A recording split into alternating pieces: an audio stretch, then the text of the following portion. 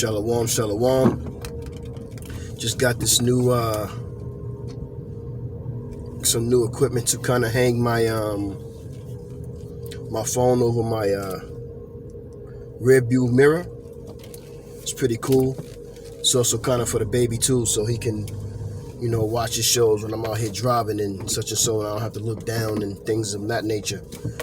But before I begin, I want to say call halal Yahweh, Bahashem Yahweh Shah, Bahashem Rakak Radash, Shalom to the men of GMS, Great Millstone, who I learned this 100% truth from. Double honors to those men, from Apostle Tahar on down. Shalom to the Speckled Bird.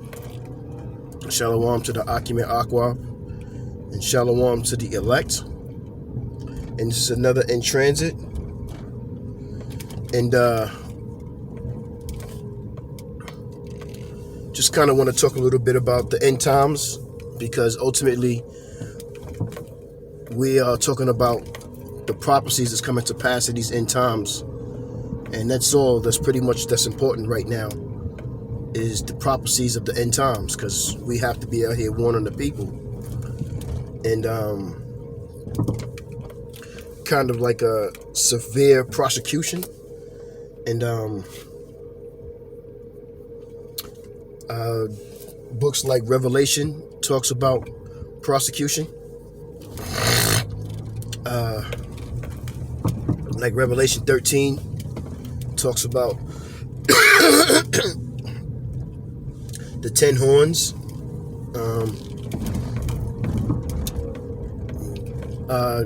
Roughly paraphrasing, but it kind of talks about the beast and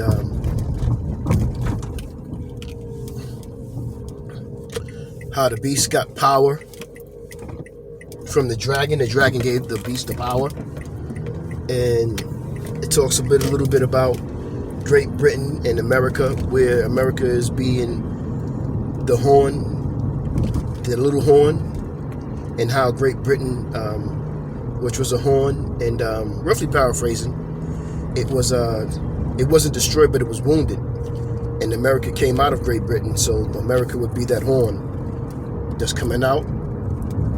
And like Isaiah, I believe 23 talks about how Tari, which are so-called Africans, and how the Lord is going to judge them and lay their land to waste because of the fornication and the wicked things that they have taught most of the nations how to be wicked. Because ultimately those pagan holidays, and this is like Isaiah 14, you can read like the 14 to 17 or 14 to 18 in that manner, but it talks about Tyre and how, again, pretty much like the Edomites, all these pagan holidays that we've learned, most of them, they come from the Africans, because they were established first before anybody. And the Edomites, when they came into power, took over the world, and they adopted, because Edomites, they don't have a tradition. Their tradition is robbing and stealing. They steal your shit and make shalaki, excuse my language, but they steal your stuff and claim it and kill you and say that they created it.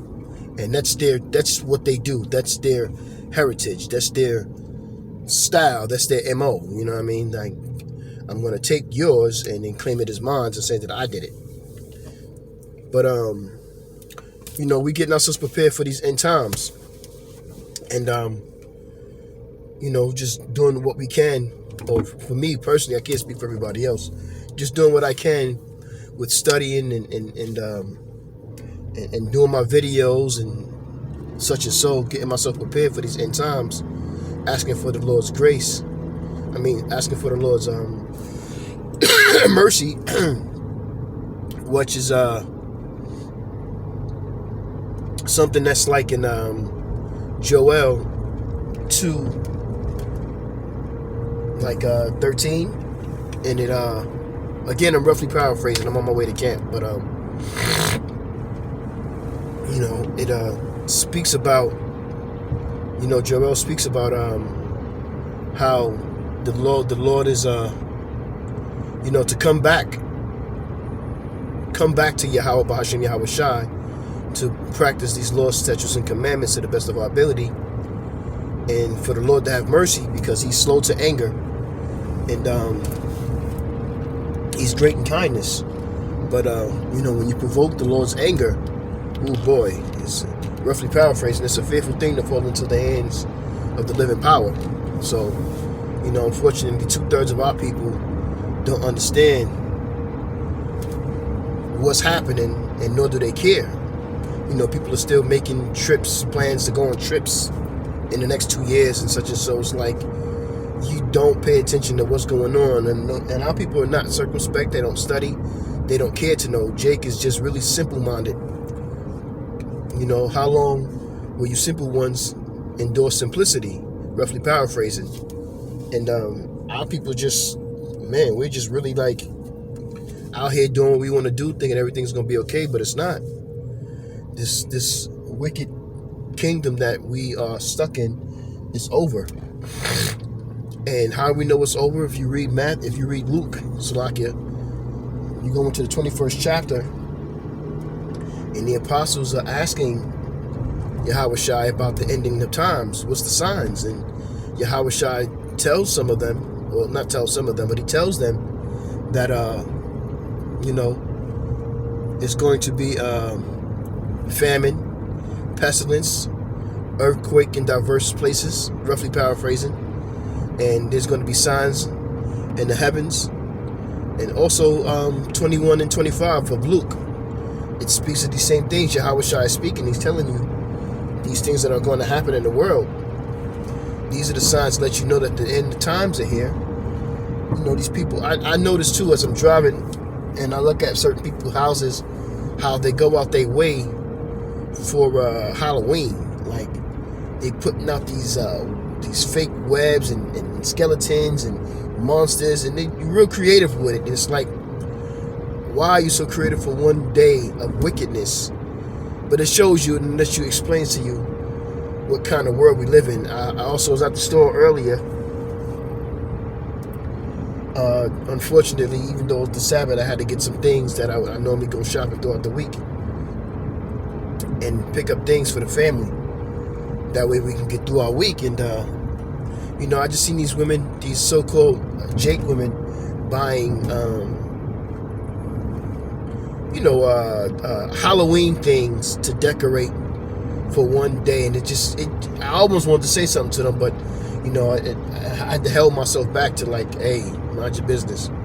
You know what I mean? So, our people are just they're gone, man. They're not going to get a chance to understand what's happening in this world, and 2/3 of our people must be destroyed. So, it is what it is. So, there's nothing we can do about it.